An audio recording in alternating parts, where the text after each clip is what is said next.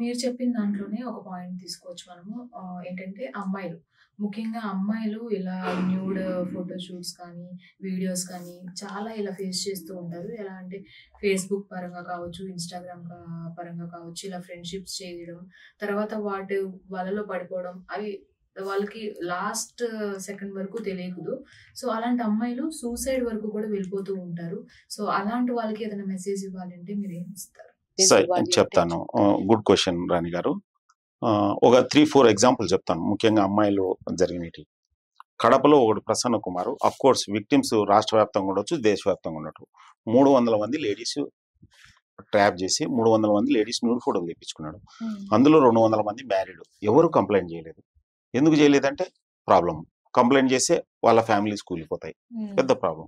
So first point అడుసు తొక్కనేలా కాలు కూడా అట్లా వాళ్ళకి ట్రాప్ గురి కాకుండా వాళ్ళు కూడా ఏమి నీకు వెంటనే కాంటాక్ట్ అయినప్పుడు కాదు. వాడు ఒక లేడీ ప్రొఫైల్తో కాంటాక్ట్ అవుతాడు. మీ ఫ్రెండ్ లెక్క బిహేవ్ చేస్తాడు. మీ ఏరియాలో కొత్త వ్యక్తి లెక్క చెప్తాడు అన్నట్టు.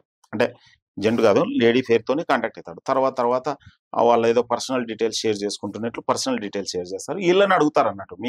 మీకేమన్నా క్రష్ ఉండారా, మీకేమన్నా లవర్ ఉండారా, అట్లా స్లోగా వీళ్ళు చెప్పడం స్టార్ట్ చేసినాక అవన్నీ స్క్రీన్ షాట్లు తీసుకొని మీ ఫ్యామిలీ మెంబర్స్ చెప్తాను అంటారు. అప్పుడు స్టార్ట్ అవుతుంది అన్నట్టు blackmail. So any blackmailer mercy ఉండదు. సింపుల్గా బ్లాక్మెయిలర్ డబ్బులు గుంజడం, ఫిజికల్గా ఎక్స్‌ప్లాయిట్ చేయడం ఏదో రకంగా చేస్తారు.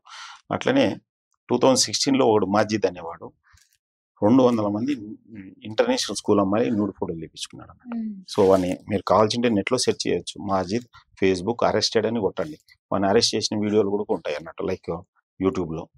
సో 2016లో జరిగింది అన్నట్టు. అట్లనే ఒకడు వంశీ అనేవాడు. మీకు కావాల్సింటే నేను న్యూస్ పేపర్ కటింగ్లు అన్ని ఇస్తాను నా నెంబర్కి, ఇది పంపిస్తే అన్నట్టు. వంశీ అనేవాడు 1000 మంది లేడీస్ని చీట్ చేసి 40 కోట్లు కొట్టినాడు అన్నట్టు.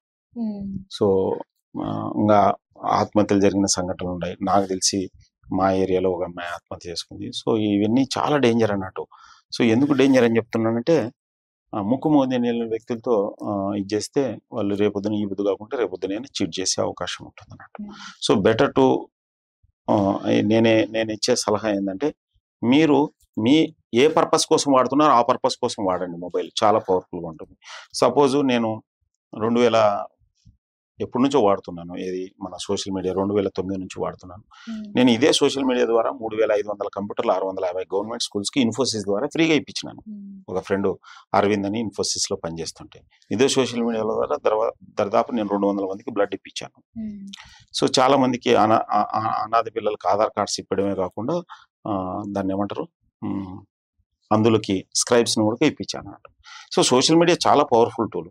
సేమ్ ఇదే టైంలో నేను ఒకసారి 2014లో హిందూపూర్ నుంచి ఎంపీగా పోటీ చేయాలనుకున్నప్పుడు కొన్ని పొలిటికల్ పార్టీస్ని అప్రోచ్ అయ్యాను. ఏ పొలిటికల్ పార్టీ టికెట్ లేదు. ఎందుకంటే అంతా డబ్బులు ఉన్న వాళ్ళకి ఇస్తుంది. ఓకే, డబ్బులు ఉన్న వాళ్ళు వ్యవస్థలోకి వచ్చినారంటే డబ్బులే సంపాదించుకుంటారు, వ్యవస్థను ఇంకా విచ్ఛిన్నం చేస్తారు అన్నట్టు. ఎనీహౌ కొద్దిగా బాధ అనిపించింది అన్నట్టు. మన పూర్వీకులు స్వతంత్రం తెచ్చిండేది ఇల్లు డబ్బులు సంపాదించుకోవడానికి, ఇల్లు ఇంత హానికరమైన పనులు చేయడానికి ఎక్కడ మన రాజ్యాంగంలో కానీ మన ఎన్నికల గొడవలని ఓటుకు నోటు పంచమని చెప్పట్లేదు కదా, కానీ పంచుతున్నారు కదా. దాని ఎఫెక్ట్ ఏంది, సిస్టమ్ పని చేయకుండా చేస్తారన్నట్టు. సో నాకు కొద్దిగా బాధ అనిపించింది. సో ఎన్నికల్లో డబ్బు మద్యం పంచకుండా ఏమన్నా గెలవచ్చునా లేకపోతే అనే ఒక ఐడియాను నేను ఒక చిన్న కాన్సెప్ట్ డెవలప్ చేసిన అన్నట్టు, జీరో బడ్జెట్ పాలిటిక్స్ అని. సో దీని మీద నేను ఐఐటి ముంబైలో 2 సార్లు మాట్లాడినాను, నేను బిట్స్ పిలాన్లో మాట్లాడినాను, యూకే పార్లమెంట్లో ఒక ఇన్ఫార్మల్ మీటింగ్లో కూడా మాట్లాడాను. ఇవన్నీ సోషల్ మీడియా ద్వారానే వీలైనాయి. నేను cyber crimes awareness sessions IIT చెన్నైలో, డిఆర్డిఎల్లో, ఈ ఎన్ని ప్లేస్లో సోషల్ మీడియా ద్వారానే వీలైంది అన్నట్టు. సోషల్ మీడియా చాలా powerful tool. Even for that matter నేను ఇక్కడికి వచ్చినది కూడా సోషల్ మీడియా ద్వారానే వచ్చినాను. సో విషయం ఏంటంటే సోషల్ మీడియాని మన కోసం, మన సమాజం కోసం, మన కుటుంబం కోసం వాడుకుంటే అద్భుతం అన్నట్టు. లేకపోతే అదే నేను చెప్తున్నాను, సోషల్ మీడియా నీ ఊహకు, నీ ఉనికికి, నీ చదువుకు, నీ కెరియర్కు ఒక చుక్కాని కావాలి, అంతేగాని నీ చర్మాంకానికి కాకూడదు అన్నట్టు. సో ఇట్లా చాలా కవితలు కూడా రాశాను నేను ఏపీ రెసిడెన్షియల్ స్కూల్ కొడినెల్లి చదువుకున్నాను. నాది యాక్చువల్గా చిన్న పల్లెటూరు, అనంతపురం జిల్లా ఎల్లనూరు మండలం వాసాపురం. సో ఫేస్బుక్ ఒకటి పిల్లల్ని పెడతావు పెట్టనాయా, ట్విట్టర్లోన తిక్క వాళ్ళ నస ఎక్కువయా, వాట్సాప్ మాయలో వయసులో ఉన్న వాళ్ళు పడిపోయా, మనసులు దగ్గర ఉన్నా మనసులు దూరం అయ్యా. మనసులు దగ్గర ఉంటారు, ఎప్పుడు ఇట్లా మొబైల్ గీకుతుంటారు అన్నట్టు. నిజంగా సోషల్ మీడియా గురించి కవిత రాయాలి అంటే మీకంటే ఎవరు గొప్పగా రాయలేరు అన్నట్లుగా చెప్పారు. చాలా బాగుంది. అండ్ దాదాపు 10 సంవత్సరాల నుంచి సుమారు 200 సెషన్స్‌కి మీరు తీసుకున్నారు. ఆ సెషన్స్‌లో ఎంతో మందికి అవగాహన కల్పించారు. సో, ఇంతగా అవగాహన కల్పించడానికి అండ్ ఈ జోనర్‌ని ఎంచుకోవడానికి మీ అంటే దీని వెనకాల మీ ఆశయం ఏంటండి? ఆశయం ఏంది? నేను ఈ సమాజంలో ఉన్నాను. ఈ సమాజంలో నాతో పాటు అందరూ క్షేమంగా ఉండాలి.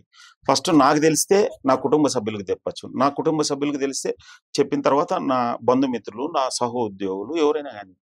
మనం ఒక సివిలైజ్డ్ సొసైటీలో ఉన్నాం. ఒక ప్రాబ్లమ్ ఉందంటే దానికి సొసైటీలో సొల్యూషన్ కూడా ఉంటుంది. ఆ సొల్యూషన్ మీద పని చేస్తున్నాను.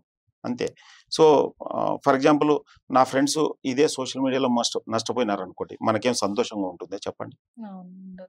మన బంధుమిత్రులు ఎవరైనా నష్టపోయినారంటే సంతోషంగా ఉంటుంది. కాదు కదా! కాదు. సో, కంపల్సరీ మనకు అవగాహన ఉంటే ఇతరులకు కల్పించగలుగుతాం. సింపుల్‌గా చెప్పాలంటే ఈత వచ్చిన వాడే ఈత రాని వాడిని కాపాడగలుగుతాడు. సో, అవును. ఈత రాకోకుండా నేను కలెక్టర్‌నని నీళ్ళలో దిగితే మునిగిపోతాడు. ఇక్కడ కూడా అంతే. సైబర్ నేరాలపై అవగాహన లేకుంటే ఖచ్చితంగా మోసపోతారు. సో, ఖచ్చితంగా సైబర్ నేరాలపై ప్రతి ఒక్కరూ అవగాహన పెంచుకోండి. మన ఇండియా నెక్స్ట్ ఛానల్ ద్వారా మనం ఇలాంటి చాలా కార్యక్రమాలు ఫ్యూచర్‌లో కండక్ట్ చేయాలనే ఆలోచనతో మన సూర్యప్రకాష్ సార్ కూడా చర్చించడం జరిగింది. ఖచ్చితంగా మనం ఈ రకంగా ముందుకెళ్దాం. నిజంగా చాలా మంచి ఆలోచన. సో, ఇప్పుడు మీరు చేస్తున్న ఈ కార్యక్రమానికి చాలామంది అంటే అవగాహన కావాలి, మేము పలానా విషయంలో మాకు ధైర్యం కావాలి అని చాలామంది తల్లిదండ్రులు కూడా రీచ్ అవ్వాలని చూస్తారు. సో, అలా రీచ్ అవ్వాలంటే మిమ్మల్ని ఏ విధంగా రీచ్ అవ్వాలి? యాహ్! ఖచ్చితంగా నేను సైబర్ నేరం జరిగిన తర్వాతయితే మీరు 1930 కాంటాక్ట్ కండి. జరగకముందు ఏదన్నా మీ స్కూళ్ళల్లో, విద్యాలయాల్లో లేకపోతే సంస్థల్లో సెషన్స్ గురించి ఇన్ఫర్మేషన్ అయితే మన 9966272121 మనం ఆన్‌లైన్ గాని, ఆఫ్‌లైన్ ద్వారా గాని అంటే జూమ్ ద్వారా అయితే ఈవినింగ్ టైమ్ మనం కండక్ట్ చేయొచ్చు అన్నట్టు. సో, సేమ్ టైమ్‌లో ఒకవేళ మీరు ఏదైనా మోసానికి గురైనా గాని ఫోన్ చేస్తే మనం సలహా ఇవ్వగలుగుతాం. ఎందుకంటే పోయిన డబ్బులు ఈవెన్ ప్రభుత్వం మాత్రమే ఎనికి తెప్పించగలుగుతుంది. లేకపోతే పోయిన డబ్బులు ఏదైనా బ్యాంక్‌లో ఫ్రీజ్ అయినా గాని, లేకపోతే వాళ్ళ అకౌంట్ ఫ్రీజ్ అయినా గాని, లేకపోతే అవతల అమౌంట్ లీన్ అయినా గాని, సో, న్యాయపరంగా ఎలా తెప్పించుకోవచ్చు అనేది మనం గైడెన్స్ ఇస్తామన్నట్టు. ఎందుకంటే కేసులు రకరకాల ప్లేస్‌లో బుక్ అవుతుంటాయన్నట్టు. ఎందుకంటే సైబర్ నేరం ఎక్కడో జరగొచ్చు, ఎక్కడో కేస్ బుక్ చేయొచ్చు. ఈళ్ళ అకౌంట్ ఫ్రీజ్ కావచ్చు. ఎట్లా ఫ్రీజ్ కావచ్చంటే ఫర్ ఎగ్జాంపుల్ ఒక షాప్ అతనుంటాడు. అతని షాప్ అతనొచ్చి ఎవరో ఒకతనొచ్చి ఒక 10,000 పే చేసి పోయుంటాడు. కానీ ఆ 10,000 అతనికి వేరే సైబర్ క్రిమినల్ నుంచి వచ్చుంటాయి. సో, ఇతని అకౌంట్ కూడా ఫ్రీజ్ అవుతుందన్నమాట. ఇది కొద్దిగా పోలీసులు గాని, ప్రభుత్వం గాని ఓసారి ఆలోచించాలి.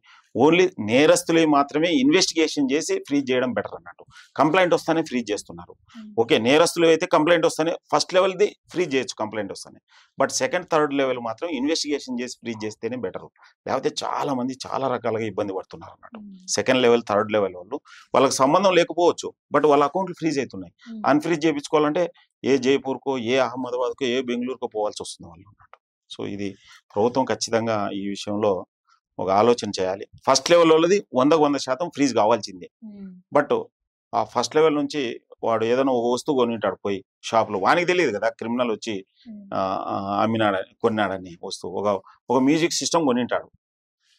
ఆ షాపు వానికి ఇదవుతుందన్నట్టు. సో, ఇట్లా ఈ విషయంలో కూడా కొద్దిగా ప్రభుత్వం ఆలోచించి సెకండ్ లెవెల్, థర్డ్ లెవెల్ వాళ్ళు ఓన్లీ ఆ పర్టిక్యులర్ అమౌంట్ అన్నా హోల్డ్ చేయాలి. లేకపోతే ఇన్వెస్టిగేషన్ చేసి అకౌంట్ అన్నా ఫ్రీజ్ చేయాలన్నట్టు. నిజంగా మీ దగ్గర నుంచి చాలా నేర్చుకోవచ్చు మాధవరెడ్డి గారు. సో, తెలియని వాళ్ళకి అవగాహన ఎలా కలిగించాలి అండ్ అలాగే ఒకరికి అన్యాయం జరగకూడదు, అందరూ బాగుండాలనే మీ ఆలోచన చాలా గ్రేట్ అండి. సో, ఇలాగే మీరు చేస్తున్న ఈ కార్యక్రమాలు ఇంకా ఎన్నో చేయాలి, ఎంతో మందికి దగ్గర అవ్వాలి అని మేము కూడా అనుకుంటున్నాం. చాలా thank you so much Madhava Reddy గారు. ఇండియా నెక్స్ట్ ఛానల్‌కు ధన్యవాదాలు. దయచేసి ఇండియా నెక్స్ట్ ఛానల్ మీరు సబ్స్క్రైబ్ చేయండి, షేర్ చేయండి. మీ ఐడియాస్ ఏమన్నా ఉంటే ఈ కిందన కామెంట్ చేయండి.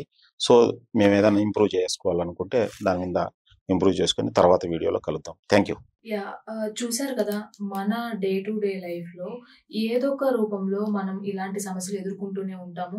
సైబర్ నేరాలనేవి ప్రతి ఒక్కరూ ఎదుర్కొంటూనే ఉంటున్నారు. అండ్ దాని బారిన పడి అంటే పోలీస్ కేస్ విధంగా కావచ్చు, డబ్బులు నష్టపోవచ్చు. అండ్ అలాగే అమ్మాయిలు కూడా వేరే వేరే ప్లేసెస్‌కి ఇలాగా షిఫ్ట్ అయిపోతూ ఉన్నారు. సో, ఇలాంటి సమస్యలు మన దరికి చేరకూడదు అంటే మనకి ఎంతైనా అవగాహన కావాలి. సో, ఈరోజు మనకి పోతిరెడ్డి మాధవరెడ్డి గారు మనకి కాస్త అవగాహన కల్పించారనే మనం తెలుసుకున్నాము. అండ్ అలాగే ఆయన చెప్పిన విషయాల్లో ఎలా ఉండాలి? అండ్ మన డే టు డే లైఫ్‌లో ఎలాంటి జాగ్రత్తలు తీసుకోవాలి? సోషల్ మీడియాని ఎంతవరకు వాడుకోవాలి? సో, ఇలాంటి విషయాలు మనం తెలుసుకున్నాం కదా! సో, ఇలాంటి విషయాలు మనం తెలుసుకున్నాం కదా! ఇలాంటి మరిన్ని ఉపయోగపడే వీడియోతో మళ్ళీ మీ ముందుకొస్తాను. అంతవరకు please subscribe to India next.